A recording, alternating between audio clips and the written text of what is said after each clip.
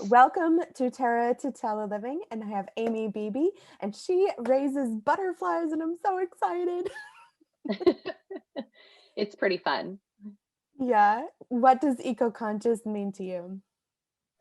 So, on a smaller scale here in our home, eco-conscious to me means recycling, making better choices every day for the environment. So, like eating less meat, we use reusable Ziploc bags, we don't use saran wrap, we use reusable bags at the store. Um, Trying to drive less or, uh, walk if we can Hmm. versus, you know, um, using fossil fuels and whatnot. Hmm. And then on a grander scale, um, gardening for the environment. So, like, we have a lawn because we have to have a lawn for our HOA, but we don't fertilize it with synthetic fertilizers. We don't use Roundup. Hmm. So we pull weeds by hand, which can get very tedious, but at the same time, we're making that effort, Yes. to keep our yard a safe place for ourselves, our pets, and also the people around us. And then also gardening for the environment. So, like, I plant a lot of native plants. So, like black-eyed Susans for Maryland. I do butterfly bush. I do native milkweed for my butterflies. Also, I do like a wildflower mix of native flowers, and that is good for the bees and also for the birds. Yeah. I love it. So do you have a large lawn, or is it kind of just an average size space? I would say it's actually probably on the smaller side. We have a lot of driveway that takes up the front. So, and then the backyard, we're not required to have a lawn in the backyard. So it's actually mostly moss in the back. So, Okay. So you don't mud. require a huge amount of space to grow the flowers and No. plants that are good for the environment. Correct. You don't need a huge amount of space, and you can purchase native flowers and native blooming bushes that are good in the shade because Maryland's relatively lush. We have a lot of dogwoods and poplars and trees that have a lot of coverage. Mhm. So you can go to like Ace Hardware and stuff, and they have a lot of native stuff there too. Yeah, I love it. I love it. I love it. Love it. So, tell me about the butterflies. So I'm not really sure at what point in my life I got involved. When we lived in San Antonio in 2012 timeframe, there was one single milkweed plant that had been growing out of a crack, like on the side of our patio. So it was Mhm. a single plant. There was nothing else around it. And I walked outside one day and there were like four monarch butterfly caterpillars on it. And Mhm. I was like, this is incredible. I've always been kind of a more eco-conscious person. My parents, I like to call them, they're now grown-up hippies, but they were they were some of the originals in my eyes. They owned a health food store in the late 70s and early 80s before it was cool, Mhm. and so just growing up, I always kind of had that background, that eco-conscious background. So I saw these butterflies and I was like, what is going on? And that's where it just kind of it grew from there. When we moved to Hawaii, and there are very few native monarchs out there, and they don't migrate. Okay. So in the United States, there are Western monarchs, which are west of the Rockies, and then Mhm. you have your Eastern monarchs. And the Eastern monarchs actually migrate all the way up from Canada down to Mexico every year. And you have cycles of these butterflies, and not all of them migrate, but the ones that they do, or the ones that do, are just incredible. Like, you had no idea that these tiny little insects go so far. Yes. So I got into it when we moved to Maryland in 2017, and all of a sudden I had this yard and I had all these things that I could do. And so the first thing that started was trying to create a space that was good for my hippie heart and also good for the environment around us.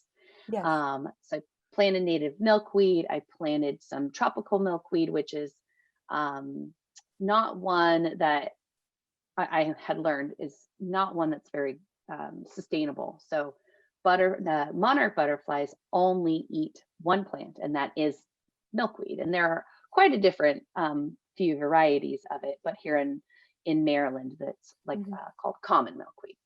Mm. And it is kind of toxic, and a lot of people cut it down because it's a nuisance plant It's or really pretty nuisance plant. tall too, isn't it? It's very tall, yes, and it gets these big seed pods on it, and and they like when they open, they float everywhere and almost like a dandelion, and people are just like, ugh, these things. And so, um, in my research, I found that people cut them down a lot, and they usually will grow next to. They like wet, moist soil, so they'll grow in like the ditches next to roads, and I'm sure you've noticed, but like in Calvert County, Anne Arundel County, they do a lot of mowing next to the Yes. roads. And I Yes. can't even tell you how many times I found a milkweed patch and the next week it's gone because Yes. it got mowed down. And Yes. it hurts my heart. Me too. So, I see it too, yeah, the same thing. And I'm like, yes, why are we mowing that? It's no one is doing anything there. It's in the middle of the yes. road. Yes, exactly, exactly. And I'm sure, and I've seen it too, like on Route 4, it's split in half. And there's so many like beautiful wildflowers that grow and then they're gone because they get mowed down. Yes. So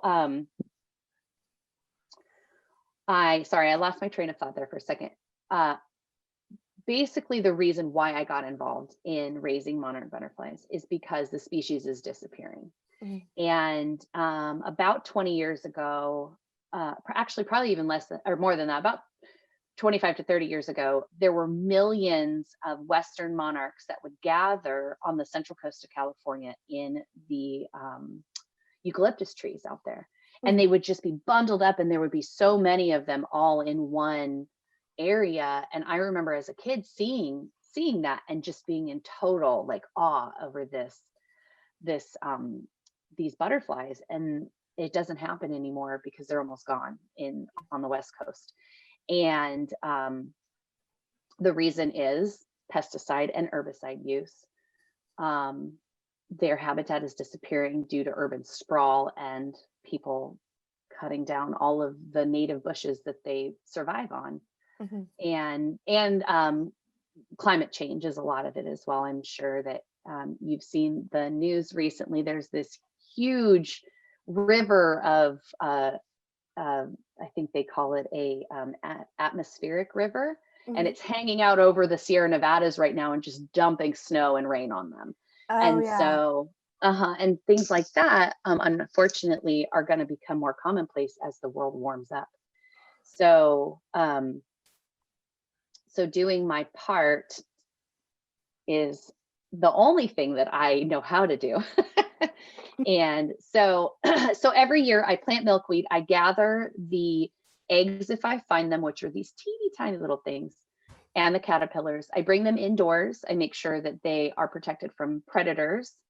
And then as when they turn into butterflies, I tag them and then I release them. That is so beautiful. Like I've heard of tagging them before, and I was like, I can't imagine holding this tiny little butterfly and trying to get a Yes. tag on its leg. And I was like, how does that work? Yeah. Well, it goes on their wing. There's actually a spot on their wing that you can place it that it doesn't bother them, and they're very lightweight. Mhm. And then as they migrate, the scientists, if they perish, where scientists are, yeah, generally in Mexico, there's a very big monarch sanctuary down there. Mhm. They'll pick them up and they'll log the tag, and then they can kind of track where they've been coming from. That is so magical. So do you get information back from that as well? Not generally. They'll just put they'll just put like where they found it, and then like the tag number, and they'll, I think sometimes they put male or female, but generally those of us that raise butterflies and tag them know if already if they're male or female. Yeah. So but no, they don't give you a lot of or like, yeah, where they found it generally is like the biggest thing. Like, oh, look, my butterfly traveled all the way to, South Florida or into Mexico. So Yeah, it's so I what reminded me is when I was a kid, and I know it wasn't good and we don't do it anymore, but I remember as a kid we used to release balloons into the air when we were yes, celebrating something, right? yes, And this is like the same thing, but it's in a really yes, good way instead of a bad way. yes. And I That's a just really good way to look at it. yeah, I was like, Yeah, "Oh, this is so pretty." that's so neat. I think that I have a photo I can actually show you. I think I can screen share. Let me just see if I can find it real quick, and you can see the tag Yeah, that would be cool. on the monarch. Sorry, I was prepared. I No, swear. you're good. No worries. You're good. um, and then one of these days, I have a really cool video that I will post, hopefully on YouTube, of a monarch actually coming out of its chrysalis. That would be cool. I did I did like last year because I planted milkweed in my yard too, Mhm, but I don't really take care of mhm. it. I just let it go. Um Okay, you don't really have to do anything to it. yeah, I last summer there was chrysalis that were hanging like around the house and outside, and I Yes. set up a uh like still camera that took a picture like every like I don't know how many seconds, but Hmm. it was like it was a frame, kind of thing, and I posted that on Yes. my channel, but I missed that like nanosecond that it's actually coming out. And they do it so fast, and I swear it's like the minute you turn your back, they Yes. will pop out, and you're like, oh, I missed it again. Yes. Yes, it's so funny. Um, I'm not really sure where the photo is, but yeah, just you just hold them by the front and you just tag them on, put a little sticky tag on there, and then let them go. So That is so cool. I love that so much. So, they when they go, they end up mhm. dying in Mexico, is that correct? Or they don't come back? They can. Some of them will come back. So, like I said, there's a few cycles per year that the butterflies will go through, and then the ones that hatch generally in the later part of the year are going to be the ones that are going to migrate down to Mm. Mexico, and they can. I think if I remember correctly, they can live up to like 8 months. The migrators can. Oh, wow. So Okay. yeah, so you'll have them go down to Mexico. Not all of them, um, not all of them migrate back. Some of them will die, but for the most part, they go down there and hang out where it's warm, and then they come back up, and they produce new butterflies for that first cycle. And so that first cycle, they're like the super breeders, and they'll just do their thing, and then they pass away. Mm.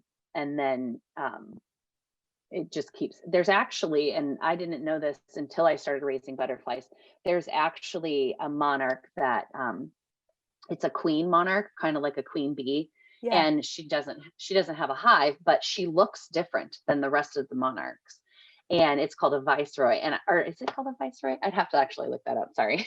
I actually haven't seen one in person, even though um everybody on my butterfly forums are always talking about them. So um, it actually, let's see, it looks like a monarch. The viceroy looks like a monarch, but the queen monarch is mostly orange with just some white spots around the sides. So I have a butterfly tattoo because of my monarchs.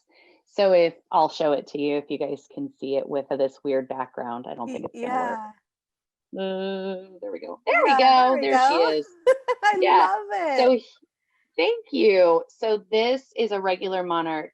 your queen monarch is going to be almost all orange through here. There's not going to be all these striations, and Uh-huh. then just white right on the sides. So if you Oh, ever see a butterfly like that, it's a queen. oh, wow. See, I didn't know that either. That is so cool. Hmm. I Yeah. love that. Oh, I'm so excited. Well, I'm so excited that you reach out for me, because this year I'm definitely going to have you over, and you can see my setup and maybe help me release some if you ever wanted to. So That would be so much fun. I would love to do yeah, that. Oh my gosh, I'd love yeah, to do that. Yeah, that's awesome. because like I said, I guess it was, I don't know, maybe 2012 that I was Hmm. looking at this, and I I was actually working in another job at that time, and I just was like, I don't really have the time to do this, but I just, when I Hmm. found out that you did it, I was like, oh my gosh. Yeah. It can be very labor intensive, especially if you like, especially later on in the season when milkweed is starting to like be very scarce. Mhm, And because not only do monarch butterflies eat it, tussock moths, which are native to Maryland, mhm. they also eat milkweed. And then you have milkweed bugs that will destroy the plant as well. So whenever I'm out gathering milkweed, I'll actually like shake the bugs off and kind of like, I Yeah. don't stomp on them because I don't like to kill them, but also I'm like, these are for my butterflies. Leave them alone. Yeah. Yeah. Go somewhere else. And there's a bunch of other butterflies too that are like around the same plants that Hmm. like, I don't know the right words right now. That's um okay. but It's early. yeah, I see like a bunch of other ones too, like swallowtail butterflies, and Hmm. like I Yes. don't know the names of all of them, but they're like little tiny blue ones. Oh, I'm not really sure what those ones are either, but we do have a very healthy swallowtail population in this area. Mhm, And one good thing about the swallowtails, and actually their caterpillars look a lot like monarch caterpillars, mhm. but the swallowtails, when you bother them, they have these little antennae that like shoot out of the tops of their heads. And it's really bizarre, but also kind of cool. They will eat anything that they actually really like dill, Mhm. and they like parsley, and so people find them in their gardens and think that they're a pest, but they're they're just living their best life on that dill, you know. Yeah. So but yeah, so swallowtails, they can eat a variety um of plants, and then they are also pollinators just like monarchs, so they'll go from bush to bush and spread their pollen love everywhere. And they really like another native plant in Maryland is called Joe Pye weed, Yeah. and they really like those ones. So Yes, and Joe Pyeweed grows into kind of more like a bush like looking type thing. it does, yes. Yeah. Uh-huh. Yeah. They're, I spread some down at the creek, so maybe some will grow this year for them. yeah. Yeah. Yeah, and it's so like when the bushes develop and all the flowers develop, and like especially on the second year when that happens, then the butterflies really come out, and it's like this big They really cloud of do. butterflies around it. Yes, they really do. There is a huge um like spot of Joe Pye weed on the side of Mount Harmony. Mhm. As you're going towards the school, it's on your left hand side. And I was driving by one day, and I was like, look at all the butterflies. And so I like stopped and I like got out, and people probably thought I was being really silly, but I was just like, oh, they're so beautiful. They are. They're so much fun. I love them so much. Me too. And one more fact about monarchs is it's been sitting in Congress for a while, but there is a push for the monarch to become the national butterfly. So hopefully that will happen soon, and we could extend some more protections for them for like environmental stuff. So Yes. And stop cutting the grass in the middle of the road and plant. And stop cutting the grass, stop cutting the milkweed down, please. Yes. Mhm. What are some benefits that you have seen in the path that you have gone on being eco-conscious? Oh gosh. In like the bigger picture, I think just for my family, not just including the butterflies, but I know that my family is healthier, Mhm, and I know that I'm teaching my children, I have 3 kids, mhm, you know, how to be eco-conscious and be able to sustain that eco-consciousness.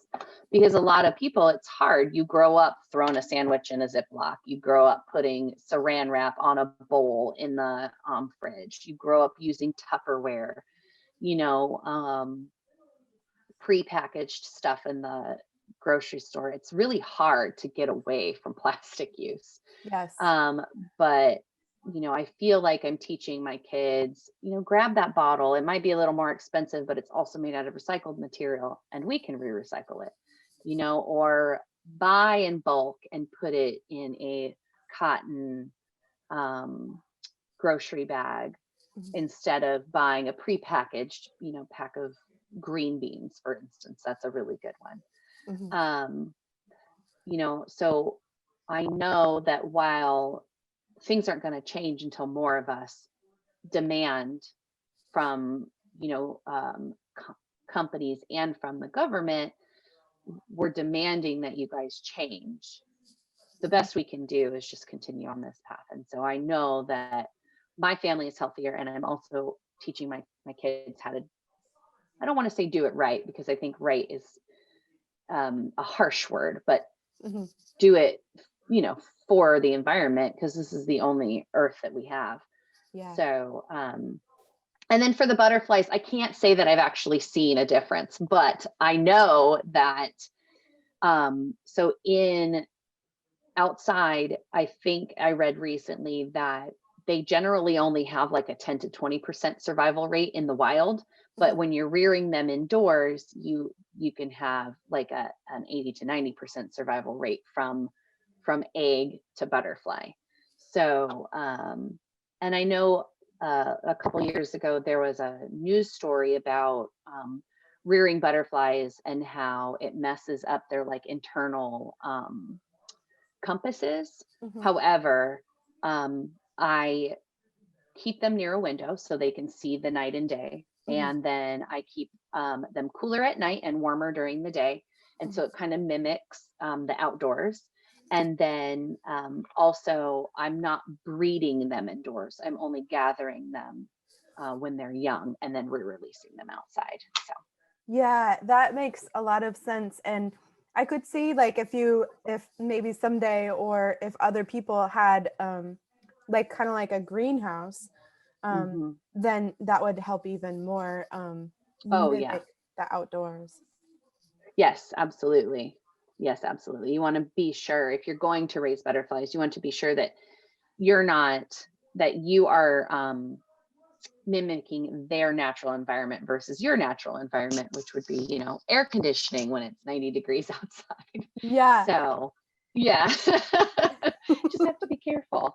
I know a lot of people on like my butterfly forums have outdoor setups. So they never bring them inside and they're only outside, and they're protected with like mesh Mhm, coverings and whatnot to just make sure that they're keeping that natural environment for them. mhm. Mhm. That is so cool.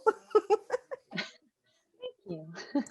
um, and so what are some other challenges that you have seen in this process?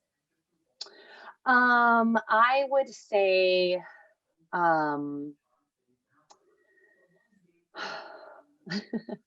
I would say actually, and it kind of ties into the last question, Mhm, not seeing a difference. That is challenging to know that you're on this path of eco consciousness and eco sustainability, but not seeing a difference Mhm. you know, right in front of your face, and just having to kind of have faith and believe that what you're doing is helpful.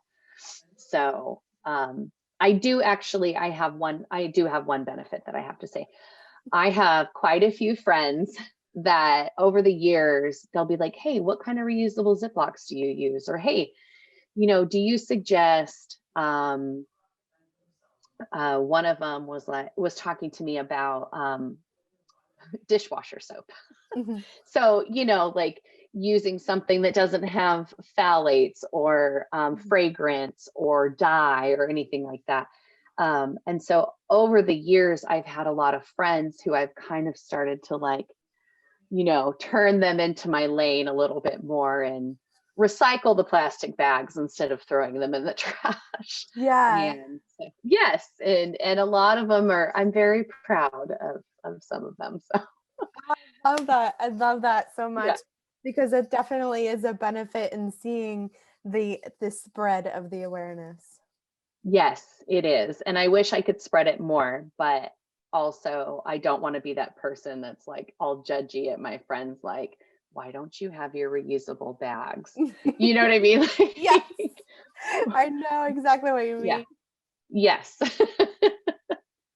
Yeah. And I also am the same way. Like I am definitely not perfect and I use lots of plastic things and it's just Me too. it's it's it's like this place of I don't like trying to find the new normal every time like I do something. Yeah. Yes. Yes, absolutely. It's very difficult to get away from plastic use.